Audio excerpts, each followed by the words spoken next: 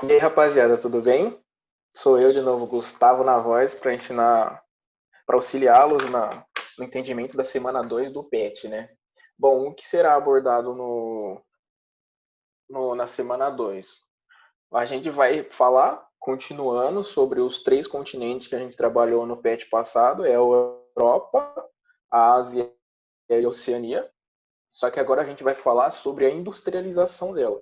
Na semana passada a gente debateu mais só o tipo de comércio ali, que é agropecuário, tal, as maneiras que ele usa, se é desenvolvido ou não, e por aí vai. Bom, a gente já vai começar aqui com um pequeno texto sobre a indústria na Europa. Ele já começa falando que o continente europeu é pioneiro, dando início, porque ele dá início, na verdade, à Revolução Industrial, o que influencia o mundo inteiro. Por que ele fala pioneiro? Porque ele foi o primeiro. Quando a gente fala de continente europeu, a gente tem que pensar que antigamente a Europa era o centro, eles acreditavam que era o centro ali do mundo, né? Porque tudo encontrava-se ali, né? Grandes pensadores, os impérios, era tudo ali. Então ali acabou fomentando muita coisa que influenciou na gente.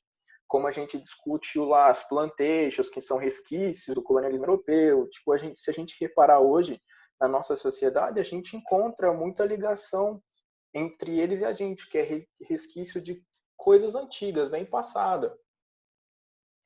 Bom, aí ele so, vai citar sobre quatro países da, que tem um dinamismo, tem uma dinâmica da economia europeia, na verdade, que é a Alemanha, a França, o Reino Unido e a Itália. Pois esses principais países encontram-se os principais centros e regiões industriais. E ele fala que a Europa Oriental, igual lembrando da pergunta do PET passado sobre Europa Oriental e Ocidental, a gente falou que a Europa Oriental ela é menos desenvolvida porque focalizou no setor primário e tudo mais. Aqui ele vai se falar a mesma coisa. A Europa Oriental, por ser menos desenvolvida, passa por uma reestruturação industrial para que essa reestruturação industrial alavanque mais as indústrias europeias, que assim torne a Europa como a indústria ou o centro mais desenvolvido do mundo.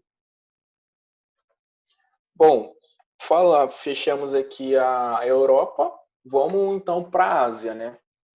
Na Ásia, ele vai descrever bastante, é um texto bastante descritivo nos países, tudo mais, como que vai ser cada especialidade de cada um, qual o papel deles dentro do continente.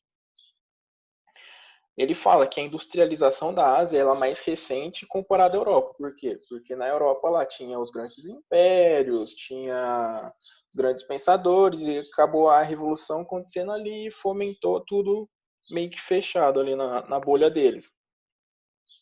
Mas não deixa de ser ruim a indústria na Ásia, ela só é mais recente. Ela tem um processo intensivo de industrialização e concentrado. Por quê? Porque ela atraiu empresas estrangeiras para que fossem ali para o mercado deles, e quando conseguiu captar essas empresas, elas fizeram investimento em educação e tecnologia para que isso acontecesse um desenvolvimento local. E os países em destaques que fizeram isso também são o Japão, a Coreia do Sul e países do Sudeste Asiático, como Taiwan, Coreia do Sul, Hong Kong, etc. Ele vai falar um pouco, como eu já citei que era um texto descritivo, agora sobre o Japão. Ele é um país, na verdade, um dos países mais desenvolvidos do mundo, pois ele é referência a alguns setores muito importantes, como informática, robótica, eletroeletrônico e automobilístico. Você sabe, por exemplo, me citar assim, marcas japonesas de carro, de telefone, computadores, porque os caras são, tipo, expert no que faz, são um dos melhores no que trabalha. E a Coreia do Sul, ela fez um investimento, igual eu falei lá, que que eles captaram empresas, fizeram investimentos em alguns setores. A Coreia do Sul, ela fez um investimento no automobilístico e no setor naval, se tornando referência, porque ela investe pesado em universidades e institutos de pesquisa, pois é ali que tudo acontece, porque é pelo meio das ciências que a gente tem o desenvolvimento que a gente tem hoje no mundo, tanto científico como técnico e tudo mais. O Sudeste Asiático, ele sofreu uma industrialização recente. Se você pegar de décadas para cá, lembrando, décadas são 10 anos cada uma. Ou seja, é bem recente quando a gente trabalha com a faixa de décadas. Pois ele fez um desenvolvimento na produção e exportação. Ou seja, ele produz dentro ali do território dele, da área dele, da determinada área, e foca totalmente na exportação desse produto, ou seja, na comercialização dele, vender para mercado estrangeiro. E a Índia, o idioma local ele é inglês, ele tem uma elite atuante, ou seja, uma elite dominante, e os setores que ele abrange são os mais sofisticados, porque são tecnologia de ponta. E logo abaixo dela vem a China, que ela tem alguns fatores. Que ela tem uma grande mão de obra barata, por conta da aglomeração de pessoas, todo um trabalho por trás. Ela tem disponibilidade de matéria-prima, ela tem presença do mercado consumidor crescente, que, ou seja, com a globalização, o mundo virou seu mercado, sabe? O seu cliente. Porque a gente pode encontrar aqui no Brasil, desde roupa a equipamentos eletroeletrônicos, eletrodomésticos, que é proveniente da China e mão de obra chinesa. Por isso que é muito barato, tem o pirateamento, tem todas as coisas por conta da exploração da mão de obra, por conta de ser muito barato. Até fora o pirateamento, tem grandes empresas como a Nike e a Adidas já foram pega até com trabalhos escravos na China por pagarem uma merreca aos seus funcionários. A indústria da Oceania. A Oceania, a gente vai falar novamente sobre a Austrália. Aí quem gosta de australiar, né, vai fazer a festa agora. A Oceania apresenta uma grande desigualdade socioeconômica. Ela é refletida nitidamente nas atividades econômicas locais. Ou seja, se tem uma desigualdade socioeconômica, é porque tem um grupo, uma parcela com tanto bom de dinheiro, com um acúmulo bom, e muitas pessoas com pouco dinheiro, ou pouquíssimo dinheiro.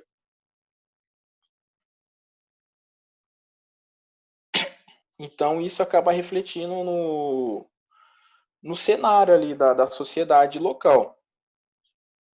Bom, lembrando também que quando fala de Oceania, a gente só não pode fechar sobre a Austrália e Nova Zelândia, porque, igual eu citei na aula passada, são um conjunto de ilhas e arquipélagos, mas por serem pequenas, às vezes a economia local é agropecuária de subsistência, onde a pessoa só planta o que vai consumir, então tem uma parcela ali de interferência na economia, assim, pouca ou pouquíssima, de baixo nível. Aqui ele vai trabalhar com a Austrália e Nova Zelândia. Aqui eles têm elevado grau de desenvolvimento, ele fez um desenvolvimento diversificado na economia, que é igual quando a galera fala, tipo, não aposte todos os seus ovos numa cesta só, deposite seus ovos. Então, tipo, ele diversificou, ele colocou um pouquinho em cada setor. Ele focou nos setores de base, que são produção de alimento, exploração de recursos naturais, ou seja, igual eu falei aula passada novamente, setor primário, que quando fala agropecuária, setor alimentício e exploração de recursos naturais está totalmente ligado ao setor primário da economia. O desenvolvimento impulsionou a infraestrutura local dos setores de transporte e comunicação. Bom, o desenvolvimento impulsionou por quê? Por conta que houve esse desenvolvimento, por conta que eles investiram pesado em setores de base, melhoraram os setores de transporte local e o de comunicação. Um exemplo é que todas as indústrias australianas são localizadas em regiões litorâneas, totalmente próximas aos portos. Por quê? Porque isso facilita o escoamento da produção para o mercado externo, ou seja, eles produzem ali e vendem para o mercado externo, ou seja, comércio. E quanto mais localizada as indústrias perto de portos e regiões litorâneas, você acaba economizando no transporte. Você não tem que ficar rodando dentro do seu próprio território. Bom, a hora é agora. Vamos testar seu conhecimento. Lembre-se que as pesquisas e consultas são permitidas e bem-vindas para que você realize com sucesso as atividades. Mãos às obras. Bom, vou reforçar novamente. Se você, por meio dos links que estão aqui, você não entender a matéria, não entendeu a explicação que eu estou dando, porque eu fico meio nervoso, manda uma mensagem para o professor Gabriel, ele vai auxiliá-los, vai repassar a dúvida para mim, para eu também auxiliá-los, vocês, e assim a gente vai indo. Bom, a gente vai observar a tabela aqui, ele vai falar um pouco o que eu falei, né, sobre a Austrália, sobre a agropecuária, recursos naturais, indústria local, a Nova Zelândia a mesma coisa, vai, tipo, colocar no quadro que está presente no texto e foi trabalhado aqui. Bom, qual a participação do setor secundário na economia da Austrália? Bom, o setor secundário ele é focado em indústrias, porque o primário é a extração de recursos naturais. Então, indústrias, tá aqui, a Austrália, indústria.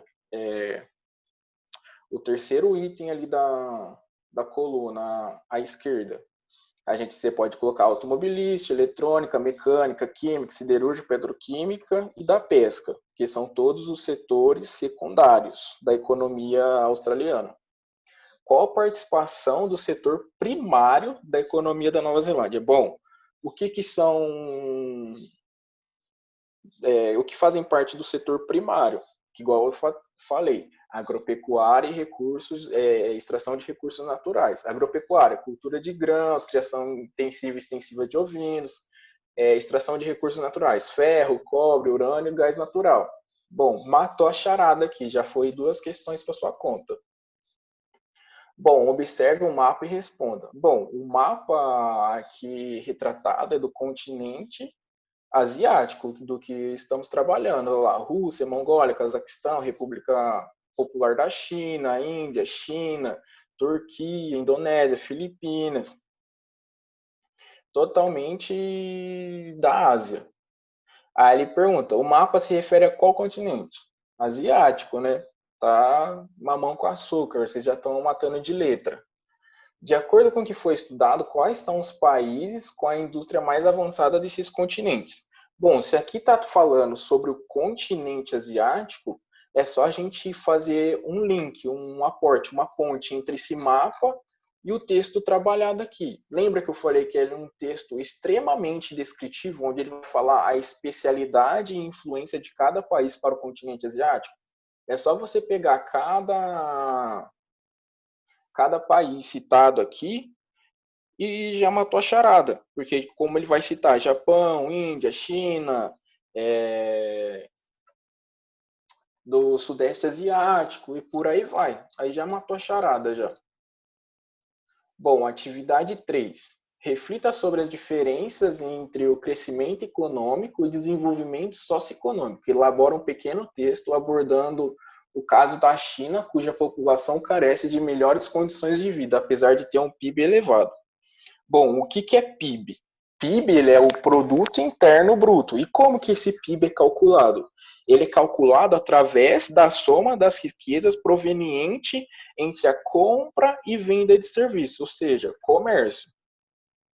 Mas o PIB e o crescimento econômico, o PIB e o desenvolvimento socioeconômico nem sempre ele andam junto. Por exemplo, o caso da China e no Brasil também dá para fazer um exemplo juntando esses dois países. A gente tem um PIB muito alto por conta da soma dessas riquezas, do comércio e tudo mais.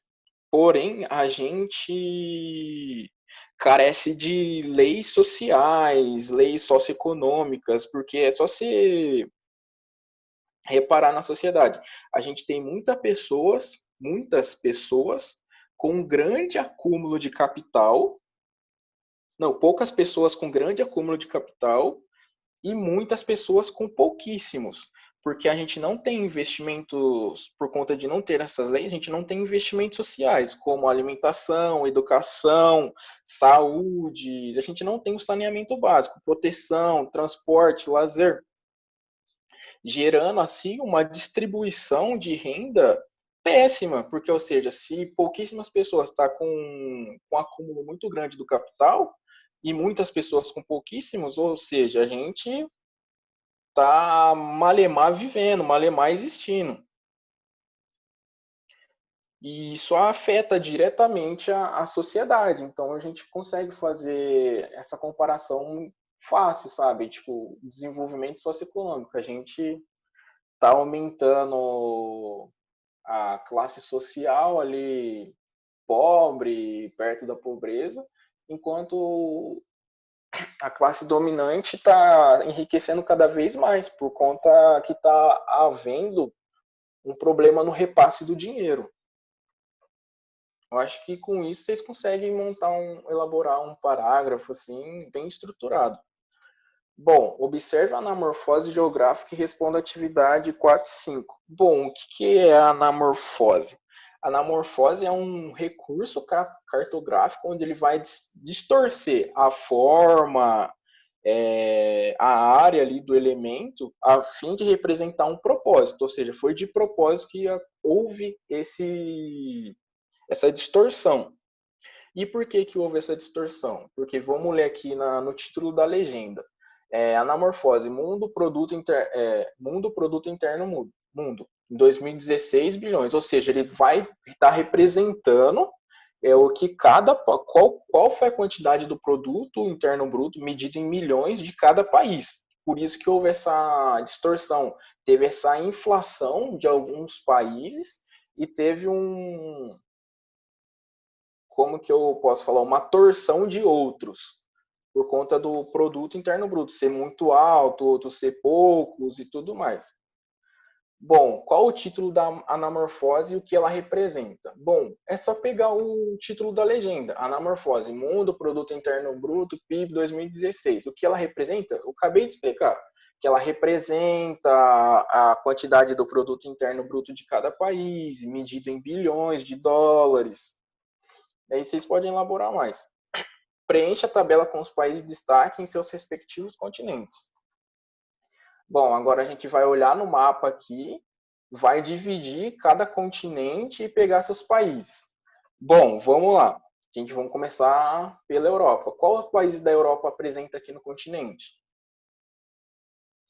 Tá aqui, ó. Reino Unido, França, Alemanha, Espanha. Aí você já matou o continente europeu aqui.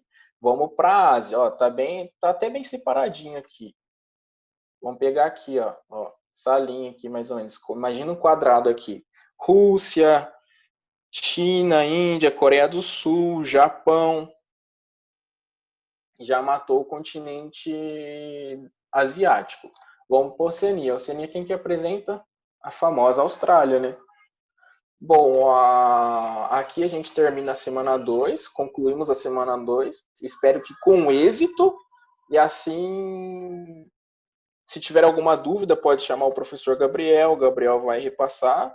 E se tiverem alguma dica, tipo, fala mais pausadamente, não entendi direito tal parte, vocês podem estar fazendo, viu, gente? Para melhoria do ensino de vocês e para a construção de um futuro professor. no meu caso, entendeu? Igual eu falei aula passada, eu estou ensinando, tentando ensinar vocês, e vocês também vão me ensinar bastante, vão construir o meu eu do futuro. Espero ter ajudado. Valeu, falou, é nóis então.